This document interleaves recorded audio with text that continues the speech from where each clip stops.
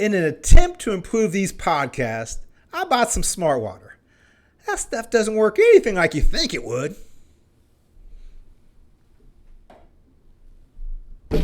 That's okay. I just started a diet. I can't wait to try the Thin Mints. Let's get to this.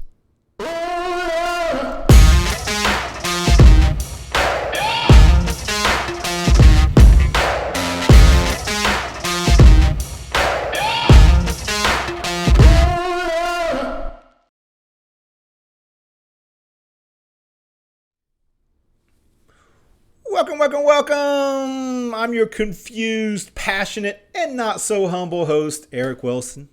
You can find me at eric@ibf.org. That's eric@ibf.org.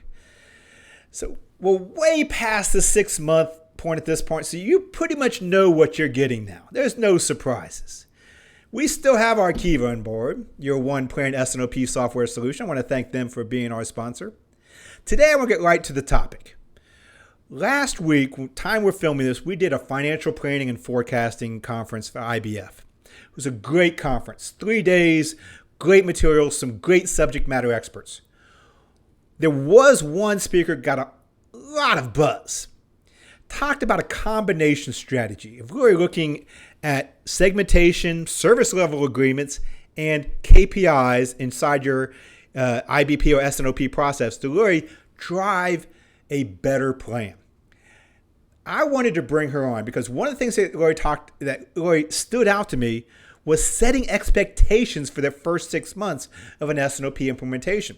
I've been there. I understand. There's a big disconnect sometimes between what reality is and what perception is. And this is a great way she laid out to be able to set those expectations, put together a process so that you're meeting the realities and showing what those realities are. Vanessa is a supply chain professional with 15 years of progressive accomplishments, leading projects and improvements in supply, business areas such as planning, supply, demand, S&OP, IBP. She's got 6 S&OP, IBP implementations from the perspective of both consulting and as a practitioner. She previously worked at companies like Mars and Johnson & Johnson. She's currently the global head of supply chain with New Farm. She just recently completed a finance for senior executives course at Harvard Business School. And as I mentioned before, she was a great speaker. We had the pleasure of hearing her last week. You get to hear the pleasure of today. Help me welcome Vanessa. Oi, tudo bem? Tudo bem, and you? I'm doing good. I'm happy you were able to join me. The audience is going to be happy you joined us as well. So we just came off of a conference last week from when we're filming this, and I mean, you did a phenomenal job with your presentation. Got a lot of great feedback back from it. And you had a lot of good questions too. So I made it a point. I wanted to get you on this podcast, and we could talk a little bit more about it because I found it very interesting, and I learned a lot from it as well. So thank you for being part of this. Thank you for the invitation, and let's do it. It's awesome. Thank you for inviting me. Yeah, not a problem. Now, one of the things you talked to me about that, building out segmentations. What do you call it? What was it? The dual process? What was that you called it? Service level agreement, the segmentation, the combo strategy, right? Combo strategy. The combo strategy. Yeah, combo strategy. Yeah. That was what. And it was great talking about combo strategy. But one of the pieces that I got out of it, and I got a lot of positive feedback from as well, was you started talking about those 6 months that you already started an S&OP implementation. You're off and going, and really that difference between sometimes perception and reality. And you talked a little bit about that in it as well. Yes. You want to expand a little bit about that? Yeah, presentation? Sure. In the end, the perception piece is like every time that we put together the combo strategy, it means when you do the segmentation and then you prepare the service level agreement, the rules, and you start to present that in IBP, the perception of the sales guys is that actually you are in a worse situation. Because in the beginning, while you didn't have any rules, right, the flexibility was huge. It means doesn't matter what is the type of product that you are asking for, or doesn't matter the customer that you need to supply. If you need to do an expedite freight, you just do it. Or, doesn't matter the product, if it's bringing you 12 cents gallon or if it's going to bring you $5 gallon, you need to have availability. So you just ask for, and then they change the production in the middle of the month, and then you're going to have it. But in the end, what is the cost of that? As soon as you put a rule, the point is like, oops. So freight, expedite freight just for customers A and B. Oh, it means that the flexibility doesn't matter your forecast accuracy. The flexibility is going to be just for these never be out products. Oh my God. So when the customer that just buy from you 5K or 50K and it's not in your top list, and then we say no to it, your perception is like, oh my God, I'm not actually, meeting the needs of my customer. So the teams in sales, they are going to be feeling like we are losing flexibility, and our customers, they are going to be unhappy. So in the end, it's how we are going to treat that mindset about customer centric, because we have in our heart that customer centric is just deliver to your customers at any cost. Tricky, it's not at any cost. It's like in your feasible cost. Can you afford it? Whatever you can afford, it's what it is. So the first 3 to 6 months is like a nightmare. If you don't apply, if you don't bring to them the return on assets for each group of customer and each group of product, probably they will try to kill you. Really, I mean it. I know I've been there, and I mean, change management obviously a big part of S&OP implementation, but you are Yes. correct. It goes into psychologically as well. I mean, people remember the bad things a lot more than they remember the good things. And when things go wrong, they tend to fixate and understand, kind of realize and remember those more so than when things are going right. So really, that balance is happening. They just don't realize it's happening, I think, is what's going on. And that's why it's important. And that when you do the dashboards, you need two dashboards: the KPI dashboards for the execution piece. So what is your adherence for the service level agreement?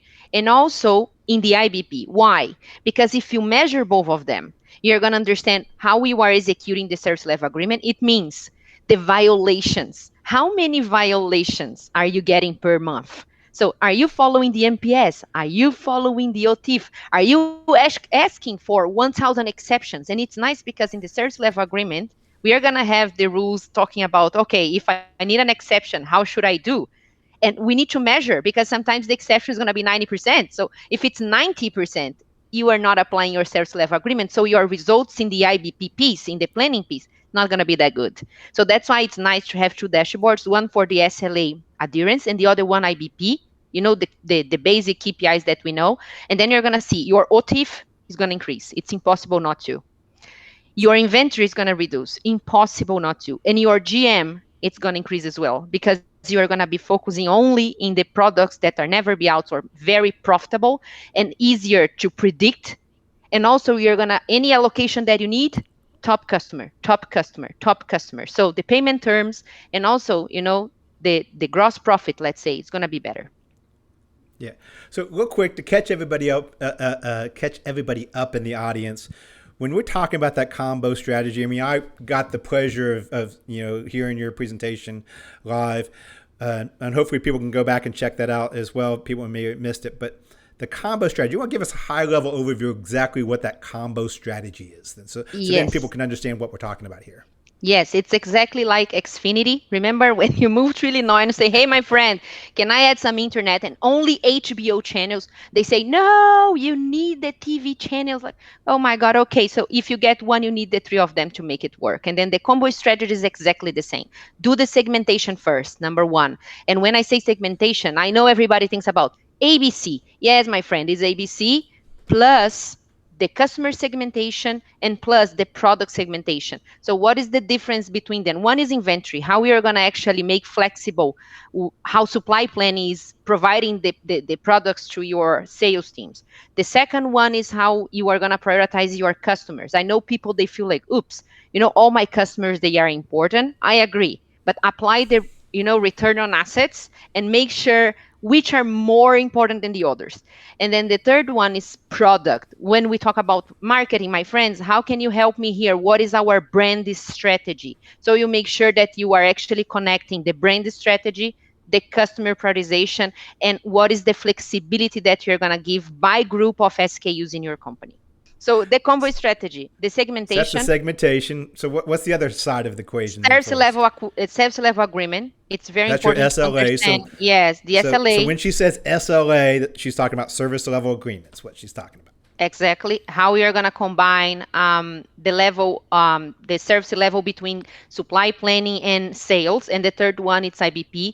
It is very important to present whatever is your output and how to measure the adherence of your service level agreement plus your IBP KPIs inside the 5 steps. These are the Okay. this is the combo strategy. So we got segmentation, service level agreement, SLA, and then IBP or integrated business planning, S&OP type process where you're tracking KPIs. And so putting those three is your Together, combo strategy. it is. It's the So best strategy so with to that in mind, if we kind of take those pieces apart, then your segmentation. Mhm. That's where I got the most questions. I mean, you started talking segmentation. It was a great, talking about your product, customer, your inventory strategy. When you really talked about the different types of segmentation, questions I started getting back almost immediately was, where does this fall? Who's doing it?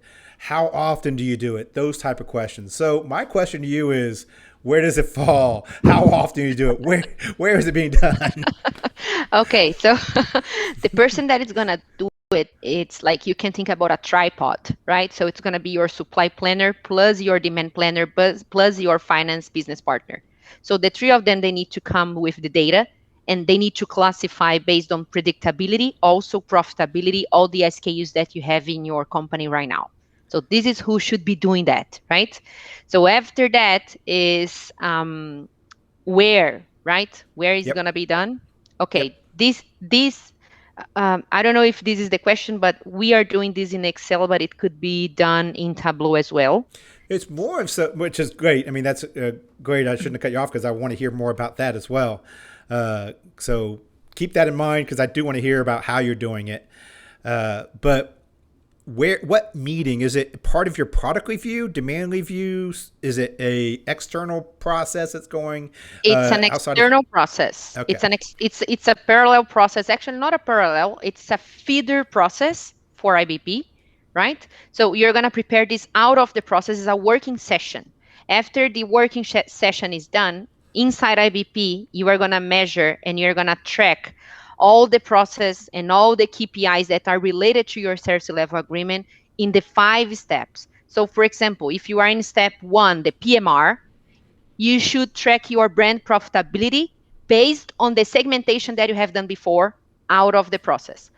If you are talking about your channel strategy in DMR, that is the demand review, you should be talking about your key customers only, not all the customers that you have based on the segmentation done. And if you go to SMR, you need to track all the product availability and the flexibility. So safety stocks, lead times, all the types of things that are related to flexibility inside your SKUs based on the segmentation done.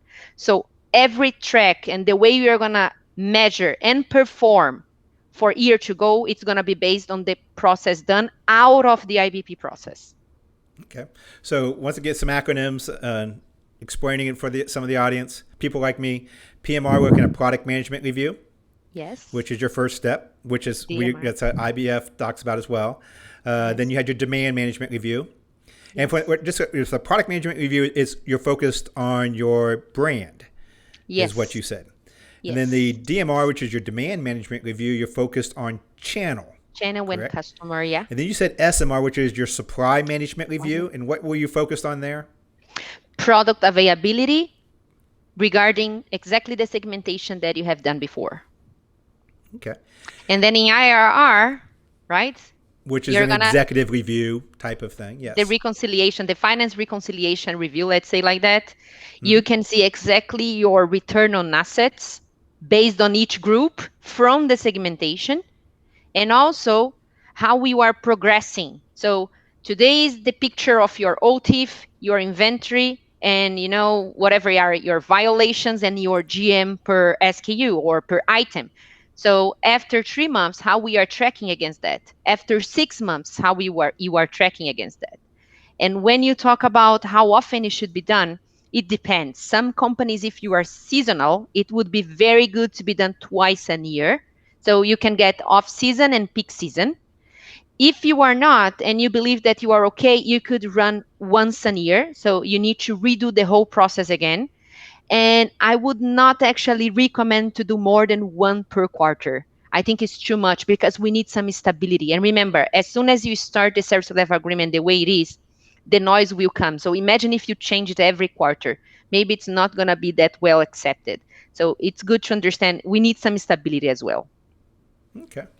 Now, the one thing I would kind of add to that from experience talking to other ones, I mean, I think it's perfect the way you have it laid out. I know a few exceptions, not exceptions. I know a few companies that actually bring this into the PMR, the Product Management Review, not as a complete overhaul each cycle, but as a review exceptions that may have occurred. So they utilize that meeting for exception-based new items that come in, where's it going to fall in the segmentation, or items that have radically changed because of some new customers, where if changes to it that are exceptions, they bring that into a PMR on a monthly cycle as well. So I know there is some companies that are doing that. So, no, it is important that you should do NPIs. In my material, I add the whole, agenda. Here is just bringing some basic topics so you can connect with your project with a service level agreement and segmentation. But NPIs, they are pretty important. And if you classify them, you can classify any NPI as a never be out. Doesn't matter the performance. As is a new one, you should classify them right there. Wait. I heard never be out. I heard AAA as your top classification last week, which I just love, by the way. So I never heard the word never be out. Matter of fact, I heard you say you don't want to use those words. You are right. You are right. And now you need to fix that right now. Never use never be out to classify your key product. Okay, so audience, don't say never be out and never say the forecaster's wrong. Those are two terms we're not allowed to use on this show ever again then. Never again. Because if you say these are your never be outs, and then if once they are out, doesn't matter the reason, again, you see, this is a dangerous process. They're going to kill you again. So so you need to use AAA, almost always available. So if they say something, you say, I said almost always, not never be out. And then it's very important. Thank you for reminding me. This is important. So we have our A items, then we have our AAA items, which is almost always available. And that's going to help with our perception versus reality as well, because we didn't say it was never going to be out. We just said it was almost always available.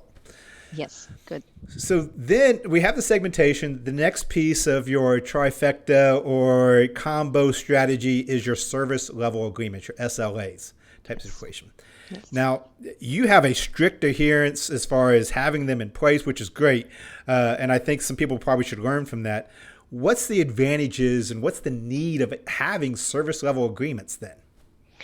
So the point is, like, if you get the chain, end-to-end chain, right, that we know pretty well, you're going to see that we have a lot of gaps. And then one of the most important gaps, they say in the literature, that is gap number 4.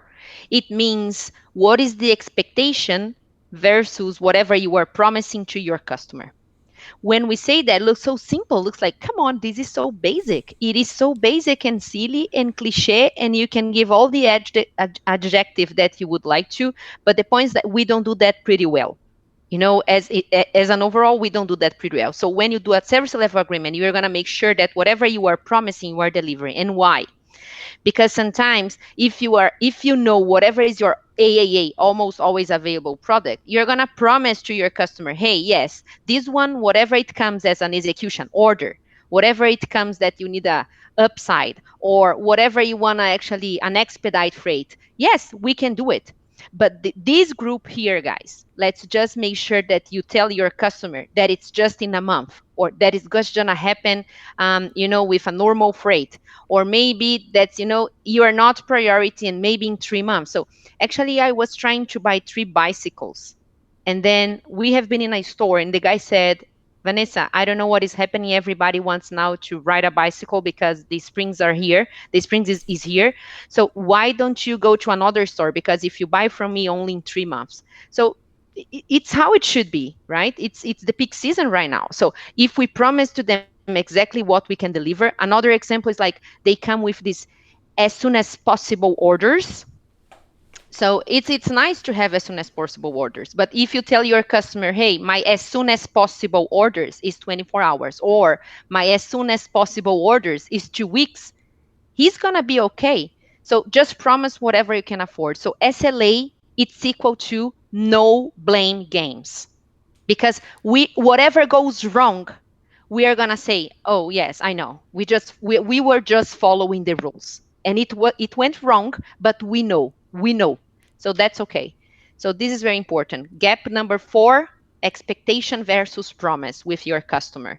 And the point is no blame game inside the company, so it's pretty clear whatever we should do, and we trust each other that you're gonna follow and I'm gonna do the same. So it's just pretty much saying what you can do and then doing what you say is what it is. Yes, and then when you say like, oh, this is basic, but sometimes we don't have the clarity what is our capabilities, especially when you work in silos. You don't know what logistics is capable of. You don't know what supply plan is capable of. So do you know how many trucks can you get out of your DC per day? I don't know. And if you change something, book from I don't know, it's different. So if you have a little idea, and if you have the service level agreement, you're gonna say, okay, I can just make it 4,000 orders per day. Great. I can just ship out 40 trucks per day. Oh, awesome. So my as soon as possible, it's going to be 2 weeks for this product. Ooh, it's a C product, 2 weeks. Oh, it's a AAA product, 24 hours. Simple. Yep. And that works out great too, because then you already have the understanding when you get to the execution phase of an S&OP, S&OE type of process. You already know what the rules are. You already have them.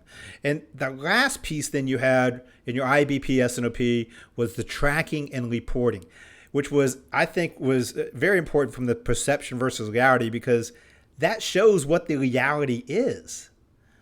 Yes, it is very important, and this process, this combo strategy. Why I like to follow the combo strategy, because in the end, it's how you are connecting your planning with your execution. This is a challenge. This is a challenge I've been living for 16 years. So if you are actually tracking the service level agreement adherence, so you're gonna have a dashboard for the service level agreement execution. It means how you are performing in the violations, how you are performing in your logistics capability, how you are performing in your change requests in the short term. So how are you executing your execution, your plan? So this is one. The second one is the IBP. The IBP KPIs year to go. So executing my dashboard. So if I'm executing this well, if I can see that my adherence is okay. So how can I progress in my year to go results? What is my projection and what is my actual? So my OTIF should be better. My inventory should be reduced. My networking capital should be reduced, and my GM should be actually optimized. So if I track both of them inside IBP, so each step you should put in the pre-read, and in the IRR, you should actually see how they are connecting. And then if you do that, you're going to understand that, yes, I am having a good adherence, so my results should be better.